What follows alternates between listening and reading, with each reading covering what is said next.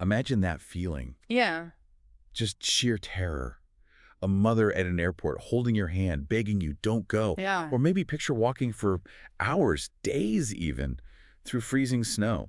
Just exhausted. Or the other side of it, that overwhelming feeling finally arriving somewhere you hope means safety.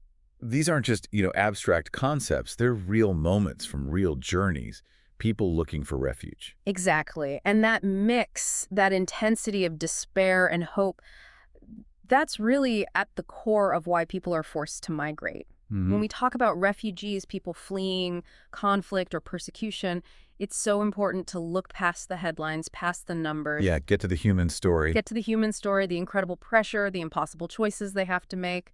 And that's really what we want to explore today. We're going to look closely at these complex, sometimes terrifying journeys of Syrian and Afghan refugees trying to reach Europe, specifically focusing on Sweden. Right. We've pulled together quite a range of sources for this. We have these incredibly powerful personal stories, firsthand accounts from families who made the trip. That's crucial. Absolutely.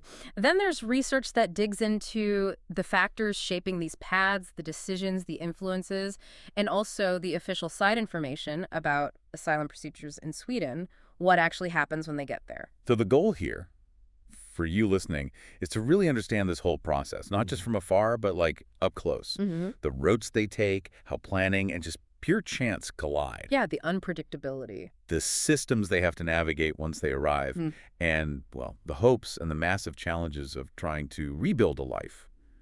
Basically seeing the reality behind it all. So let's start at the beginning. Why leave? Yeah, the root cause. The sources are really clear on this. For people leaving Syria, Afghanistan, it's about survival, plain and simple. Right. Escaping persecution or the very real risk of it. Right. Escaping inhumane treatment, violence, conflict. It's about finding basic safety for themselves and their families. It's not typically about, say, finding a better job. Generally, no. This is forced displacement. It's a decision born out of absolute necessity, not economic ambition. Okay. And the journeys themselves, I mean, they sound incredibly dangerous. They are anything but easy or safe. We're talking about crossing continents, often treacherous seas, difficult land routes. Which ways do people typically go? Well, common routes involve passing through places like Turkey, then maybe Greece, Italy, sometimes up through the Balkans. And often they need help to even make these journeys, right?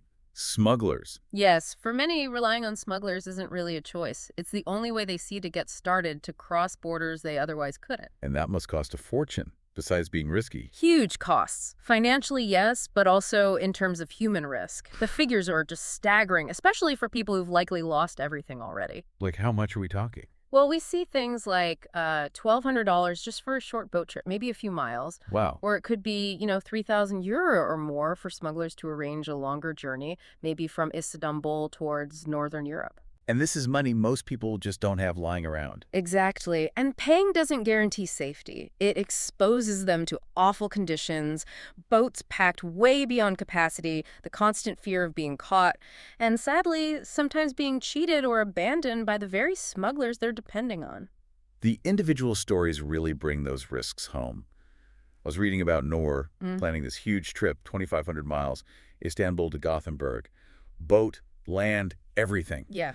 And she described that moment at the airport. Her mother just grabbed her hand before she flew to the coast, panicking, saying, "Come back, don't go." Oh, gut-wrenching. Noor went, but she said she couldn't forget her mother's face.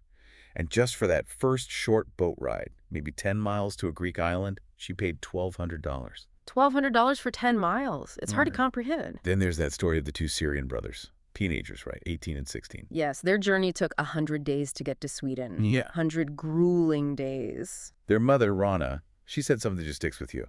"We sent our children to possible death to protect them from death." And I'm not sure how that makes sense. Yeah. It captures the impossible dilemma. And their path involved dealing with multiple smugglers, getting detained by police. Walking for hours in the snow, using GPS on a phone to find their way through mountains. They even had to, start a small business on a Greek island? Yeah, for almost a month. Just to survive because their mother couldn't send any more money at that point. And the cost for the family? About $13,000 in total. Yeah. Plus the emotional toll on Rona, just waiting, not knowing. It's immense. $13,000, 100 days. It just shows the desperation, doesn't it? Absolutely, and the sheer determination involved. So how do people even figure out where to go next Hmm. when you're just moving from one uncertain place to another? That's one of the really fascinating things in the sources. It's this complex mix of factors. Okay, like what? Well, there's the information they have access to, but it's often patchy, unreliable. Right. They might come from, say, Facebook groups or just rumors passed between people on the move. Or sometimes, like, really fragmented ideas about a place. Yeah, one person in the research mentioned basing their idea of the UK on British TV shows they'd seen. An imagined picture, they called it. So not exactly solid intelligence for planning a life or death journey. Not at all. Then social networks are vital, absolutely critical. Friends, family. Friends, family, maybe distant relatives, even people they just meet along the way who share tips or contacts. Sometimes international organizations like UNHCR, the UN Refugee Agency might get involved, perhaps offering help or even resettlement options in specific cases. And money, obviously. Economic capital, yes. Having money to pay smugglers or just to buy food and survive day to day on the road makes a huge difference. But there's another element too, right? Chance. Huge element. Pure chance often plays a massive, unpredictable role. Like what kind of things? Unexpected events, getting caught by police suddenly, a border closing without warning, or maybe a health crisis. There was one story of a Syrian family. Their young son needed urgent medical care in Jordan. And that changed things. That specific incident led to their case being noticed by UNHCR, and they were eventually resettled. So a crisis actually opened up an unexpected, safer path. It's incredibly unpredictable.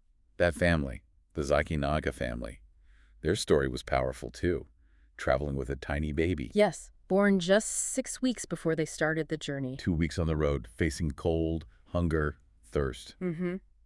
But they also mentioned moments of kindness from strangers that helped them keep going. They felt their arrival in Sweden was like a miracle. And what was the very first thing they did when they arrived? It wasn't rest or celebrating, it was just cleaning their children. Something so basic but so profound after everything they'd endured. Getting back a sense of normalcy, of care. These stories really underline what the research found, don't they? They do, that key insight. The initial decision to leave might have some planning based on who you know, what money you have. Right. But the journey itself often becomes reactive, moving from one unexpected situation to the next, heavily shaped by things totally outside your control. And taking those incredibly dangerous routes. It's often because there simply aren't any safe legal ways available. Sure. It's a desperate measure born out of having no other options. So, okay, they've made it. They've survived the journey. They're in Sweden. What happens then? What are the first steps? The very first official step is applying for asylum. Okay. And that application is based on showing you face persecution or a real risk of inhumane treatment if you were sent back to your home country. Is the process the same for everyone? Well, it's important to know the process for children seeking asylum is handled differently than for adults. There's specific information and procedures aimed just at kids. And the system itself, the rules in Sweden, they've changed quite a bit recently, haven't they? They have, yes. There have been some significant updates that people arriving now need to be aware of. Like what? Well, a major one, starting March 1st, 2025, affects where new asylum seekers can live and get financial help. Essentially, new arrivals now generally must live in accommodation provided by the Swedish Migration Agency to receive financial support. The old option of living in private housing, maybe with relatives, while still getting aid that's largely gone for new applicants under the EBO law changes. Wow. Okay. That's a big shift right away. It is. And there are other policy changes, too, from April 1st, 2025. Things like how long decisions about leaving Sweden remain valid, potentially longer re-entry bans if you have to leave, and getting rid of something called the track change option if your asylum claim is rejected. What was that? It was sometimes a possibility to apply for a different kind of permit, like a work permit even after an asylum rejection. That route seems to be closed now. Got it. Any other changes? There's apparently more financial support available now for people who choose to voluntarily return to their home country, up to €5,000, depending on when they decide to go back. Okay. And one specific pathway to stay, linked to finishing upper secondary school, that expired in January 2025, though applications submitted before then might still be processed. So lots of moving parts in the system. Definitely. Oh, and one practical thing for applicants, they can now access their full asylum decision, including the reasons behind it, online through a portal called My Page. Ah, so quicker access to the details. Yeah, instead of just getting the yes, no, and waiting ages for the full explanation in the mail. Okay, beyond the legal process, what about basic needs like healthcare? This is such a rough journey. Access to healthcare really depends on your status. For adult asylum seekers, those over 18, Yeah. access to medical and dental care is generally limited. It's mainly for emergencies or for conditions a doctor says could become an emergency if left untreated. So not routine checkups. Not typically for adults seeking asylum, but, and this is a really important difference, for asylum-seeking children under 18, Okay. they usually have much broader access, generally the same level of medical and dental care as other children living in Sweden, and it's usually free. That's a significant difference. Really prioritizes kids. It does. It reflects a focus on child welfare in the system. Are there any services all asylum seekers can access? Yes. Regardless of age, they do have the right to care related to pregnancy and childbirth, abortion care, contraceptive advice, and treatment for infectious diseases covered by the Communicable Diseases Act. And how do they actually get this care? They need to show their LMA card. That's the temporary ID card issued to asylum seekers. It's needed for appointments and getting medication. And what happens if they get refugee status? Once someone is granted status and officially registered in the Swedish Population Register, then their healthcare rights and any patient fees become the same as for any other resident in Sweden. And finding help is straightforward. Well, the first stop for common health issues is usually a local health center, a vård central. And crucially, interpreters are available if you don't speak Swedish, which is vital. After everything they've endured, arriving, even in a safe place like Sweden, must be emotionally overwhelming.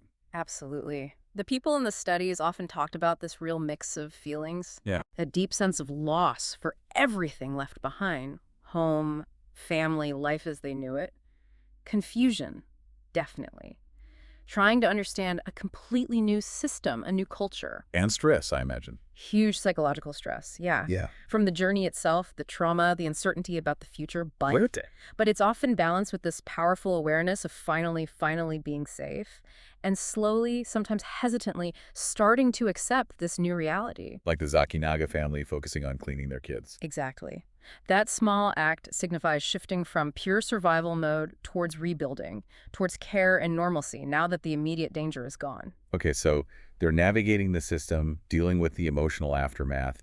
Now comes a huge task, actually building a new life. What are the biggest hurdles people face trying to integrate? Language. That comes up again and again as a major barrier, especially for people arriving, say, as monolingual Arabic speakers into a Swedish environment. Makes sense. And what often happens in families is that the children, they tend to pick up Swedish and adapt to the culture much faster than their parents. Right. I've heard about this. It can change the family dynamic, can't it? It really can. Researchers call it dissonant acculturation. Okay. You end up with situations where the kids, teenagers maybe, take on adult roles. They're the ones translating official letters, interpreting at appointments, navigating bureaucracy for their parents. That sounds like a lot of pressure on a young person. It can be empowering in some ways, but yeah, it's also a huge amount of stress during their own development years. It kind of reverses the traditional parent-child roles. And what about finding work? That's got to be essential for feeling settled. Absolutely critical, but it's a really significant challenge.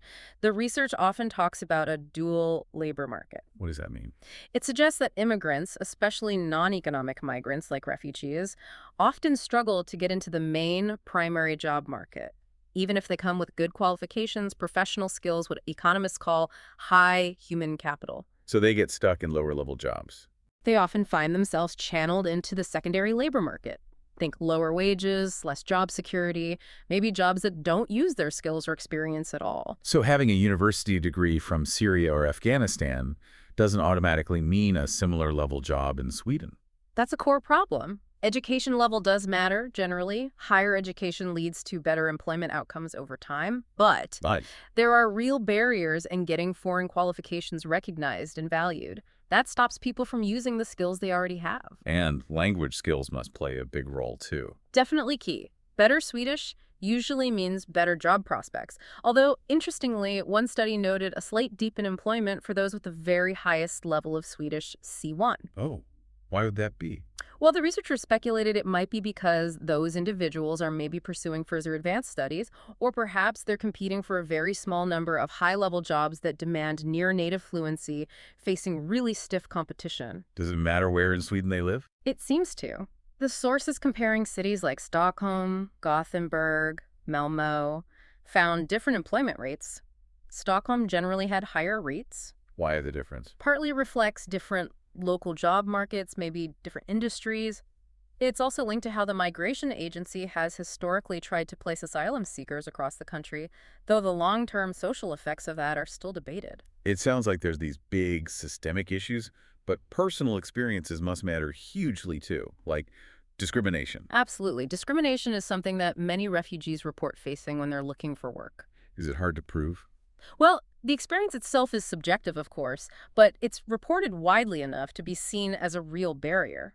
The sources mention ideas like statistical discrimination, I mean, where an employer might make assumptions about you based on the group they think you belong to, rather than your individual skills. okay. And also taste discrimination, which is more about personal prejudice.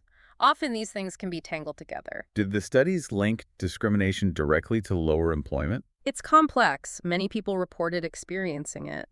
But the data didn't always show a simple, direct line to lower employment rates across the board. It suggests the impact is nuanced. How so? Maybe discrimination acts as a barrier to getting interviews in the first place, or maybe it affects the kind of job offered, pushing people towards that secondary market we mentioned, rather than just preventing employment altogether. It affects people differently. What about gender? How do traditional roles from back home intersect with life and work in Sweden? That's another really important layer. Traditional gender roles, say from Syria or Afghanistan, where women's participation in the paid workforce might have been lower before the conflict, they definitely influence expectations and approaches to work in Sweden. But being forced to flee must change things too. Absolutely. Displacement forces everyone to reconsider roles, but women often face specific hurdles in the Swedish job market, things like lower wages, potential harassment, finding affordable childcare, and that same difficulty getting prior qualifications recognized. Which can lead to taking jobs they feel are beneath them. Yes, sometimes jobs they or their families might perceive as degrading. But it's not just about the challenges women face. Exactly. The sources really stress needing a gender-sensitive perspective that looks at everyone's experience. Men face enormous challenges too, dealing with trauma from war or exile, maybe social isolation, a loss of status if they can't work in their old profession or provide for the family in the way they used to. So integration efforts need to consider the whole family. Yes, acknowledging the vulnerabilities, but also the capabilities of both men and women as they try to adapt together. With all these really significant challenges, language, work, discrimination, adjusting rules, are there also stories of hope, of people adapting successfully? Oh, definitely. You hear about children doing really well in school, hitting academic milestones. That must be a huge source of pride for parents. Immense. Like one story mentioned a daughter getting her writing published in a book in London. And for families where the kids, especially younger ones, are integrating well into school and making friends, there might be less desire to think about moving again soon. But for some adults, it remains really difficult. For some, yes, particularly if the language barrier feels insurmountable or they struggle to adapt socially.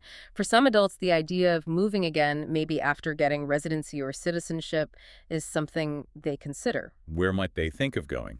Perhaps to places where they feel they might have more cultural or linguistic connections, like maybe countries in the Gulf region.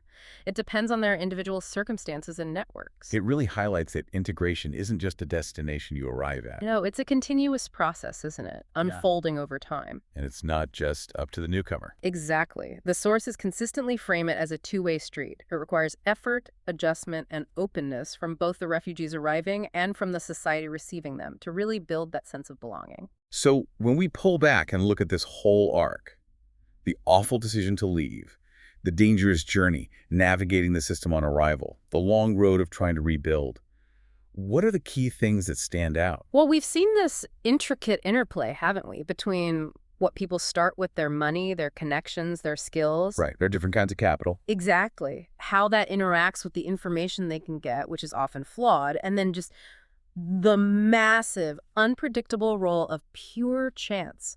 All of that shapes whether and how they even manage to reach safety. And then once they're here, And they run into the realities of the system, asylum rules, healthcare access, the structure of the job market. And layered onto that are these deeply personal things: learning a language, maybe facing prejudice, figuring out new social norms, changing family dynamics. understanding all this, it's not just about policy debates, is it? Not at all. It's about seeing the incredible human resilience, the sheer determination it takes to overcome obstacles most of us thankfully will never face. It helps you look past labels like refugee or asylum seeker. And appreciate the ongoing, difficult, very human process of trying to find security and build a future after losing almost everything. So maybe a final thought for everyone listening. Yeah, perhaps something to mull over is this. When someone is forced to flee extreme violence or persecution, with essentially no safe alternatives, how does that change what we even mean by choice or agency in their migration? That's a deep question. And also, think about how things that might seem small from an outside perspective, like feeling discriminated against in one job interview, or a random encounter that unexpectedly changes someone's direction, how those seemingly minor things can actually have profound, long-lasting effects on whether someone truly manages to rebuild their life and feel like they belong.